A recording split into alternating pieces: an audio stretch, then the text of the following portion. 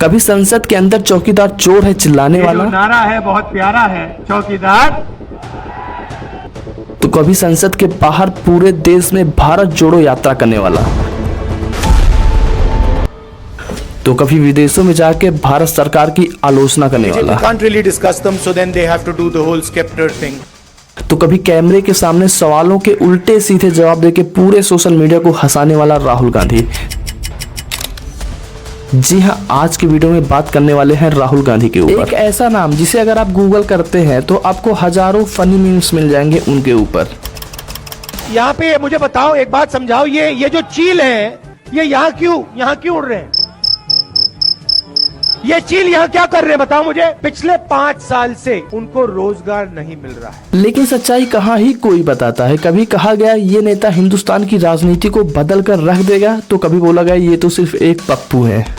लेकिन अब ये वोट चोरी करने वाला मामला, जिसने सबको ये मजबूर कर दिया जानने के लिए कि आखिर में राहुल गांधी है कौन, कि वह सच में एक पप्पू है या फिर गलत समझे जाने वाले नेता, या फिर वक्त का इंतजार कर रहे हिंदुस्तान की बहुत बड़ी राजनीतिक ताकत।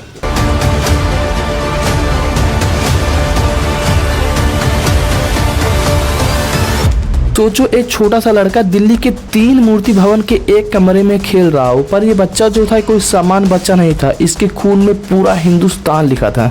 19 जून 1970 सोनिया और राजीव गांधी के घर एक बच्चा पैदा होता है जिसका नाम रखा जाता है राहुल गांधी। जिस घर में राहुल गांधी पैदा होते हैं उस घर की खिड़कियों से गली मोहल्ले नहीं बल्कि लाल किला और संसद भवन दिखाई देता था। राहुल का बचपन एक पैलेस में बीता, लेकिन ये पैलेस एक कैद खाना भी माना जाता था। राहुल के परिवार की तस्वीर का मतलब सिर्फ मम्मी पापा और बहन तक सीमित नहीं था। उनके परिवार के एल्बम के पहले पन्ने में खुद उनके दादा पंडित जवाहरलाल नेहरू, जो कि भारत के प्रथम प्रधानमंत्री बने, और उनकी दादी इंदिरा गांधी दुनिया में आयरन लेडी के नाम से जानी जाती थी।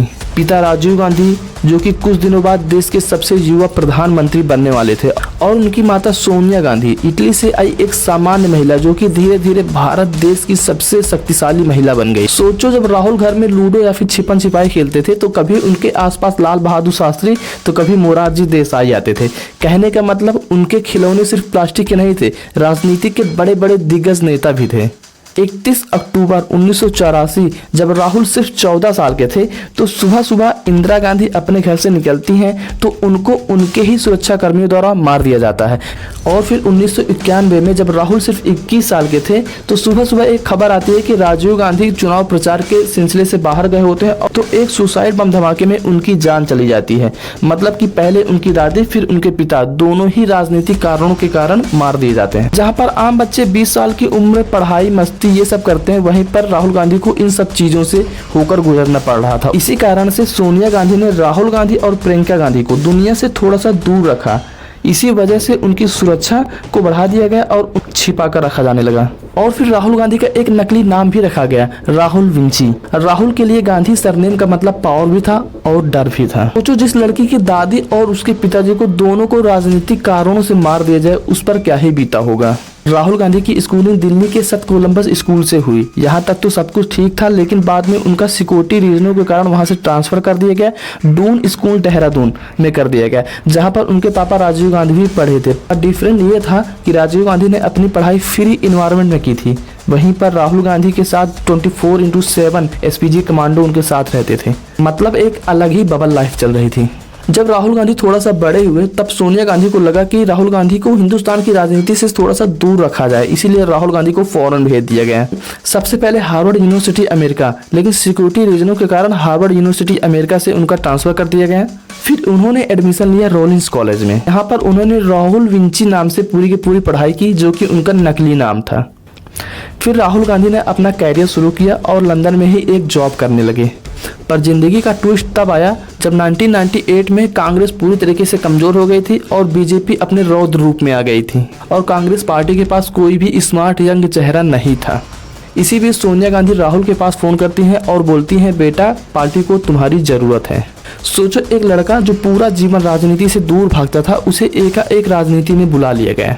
फिर आया 2004, राहुल ने अमेठी के यूपी से अपना पहला चुनाव लड़ा। ये वही सीट थी जहां से राजीव गांधी और सोनिया गांधी पहले लड़ा करते थे। और जब राहुल गांधी अमेठी में चुनाव प्रचार करने आते थे तो भीड़ सिर्फ ये देखने आती थी कि आखिर में राजीव गांधी का बेटा दिखता कैसे है। और फिर रिजल्ट मिला भी। राहुल गांधी ने अपना पहला चुनाव बड़े ही आसानी से जीत लिया। उसके बाद 2009 का चुनाव राहुल गांधी की अगुवाई में ही कांग्रेस ने पूरा का पूरा लड़ा और फिर रिजल्ट मिला भी। कांग्रेस ने 200 प्लस सीटों से अपनी सरकार बना ली, जिसमें मनमोहन सिंह फिर से प्रधानमंत्री बन गए। और फिर कहते हैं ना, राजनीति में जो सक्सेस मिलता है वो परमानेंट नहीं रहता है। राहुल गांधी कांग्रेस के फ्यूचर माने जाने लगे थे, लेकिन राहुल की राजनीति करने का तरीका और उनकी स्पीच जनता को नापसंद आने लगा। फिर कुछ टाइम बाद आ जाता है 2014 और ये वही टाइम था जब मोदी वे पूरे देश में फैल गया था और हर जगह मोदी मोदी सिर्फ हो रहा था। फिर हुआ क्या, आज तक की सबसे बुरी हाल कांग्रेस की हुई। सिर्फ और सिर्फ 44 सीटें पाती है कांग्रेस। फिर मीडिया वाले ने राहुल गांधी को इस हार का जिम्मेदार ठहराया। फिर 2019 के इलेक्शन के टाइम राहुल थोड़ा सा बदले हुए दिखे। इस बार राहुल गांधी ने सोचा कि राजनीति थोड़ा सा एग्रेसिव तरीके से की जाए और जन्म हुआ उनके सबसे फेमस स्लोगन चौकीदार चोर है का। राहुल गांधी ने पीएम मोदी को डायरेक्ट टारगेट करना स्टार्ट कर दिया। राफेल फाइटर जेट डील को लेकर मोदी के ऊपर करप्शन का आरोप लगाया और अपनी हर रैली में यह बोलना चालू कर दिया कि चौकीदार चोर है। पूरे देश में ये स्लोगन फैल गया कि चौकीदार चोर है। बीजेपी ने इस स्लोगन का भी तोड़ निकाल लिया और उन्होंने हैशटैग मैं भी चौकीदार हूँ इस स्लोगन को ट्रेंड करवा डाला पूरे सोशल मीडिया पर। 2019 के चुनाव में राहुल ने एक रिस्की फैसला लिया। अमेठी के साथ साथ केरल के वयनाड से भी इस बार जो है चुनाव लड़ा और अमेठी वो सीट थी जहां से राजीव गांधी, सोनिया गांधी और खुद राहुल गांधी आज तक कभी नहीं हारे थे। उस जगह से अब की बार बीजेपी की तरफ से स्मृति ईरानी को टिकट मिला था, जो कि एक बीजेपी की पावरफुल लीडर उस टाइम पे मानी जाती थी। और फिर वही हुआ जिसका डर था। इस बार अमेठी से राहुल गांधी पूरी तरीके से हार चुके थे। राजनीतिक इतिहास में ये पहली बार हुआ था कि कांग्रेस अमेठी से हारी थी और फिर राहुल ने कांग्रेस से अपना प्रेसिडेंट पद छोड़ दिया। 2019 के बाद राहुल कांग्रेस में एकदम से लो प्रोफाइल पे चले गए थे। 2022 में राहुल ने एक रिस्की फैसला लिया। टाइम लॉन्च हुआ भारत जोड़ो यात्रा। प्लान बिल्कुल साफ था। कन्याकुमारी से लेकर कश्मीर तक राहुल पैदल चलेंगे। 150 दिन का सफर, 12 राज्य, 3570 किलोमीटर उनको पैदल चलना था। उनकी इमेज एक पूरी तरीके से पलट गई थी। अब देखा जाएगा कि अगले चुनाव में क्या सत्ता पलट सकती है या फिर से कांग्रेस की बुरे तरीके से हार होने वाली है। दोस्तों, अगर आपको मेरे द्वारा बनाए गए इस वीडियो में कोई भी कमी लगती है तो प्लीज कमेंट बॉक्स में आके कमेंट जरूर से करिएगा। और हाँ, अगर आपको ये वीडियो अच्छा लगा हो तो प्लीज वीडियो को लाइक करके चैनल को सब्सक्राइब जरूर से कर दीजिएगा। जय हिंद, जय भारत।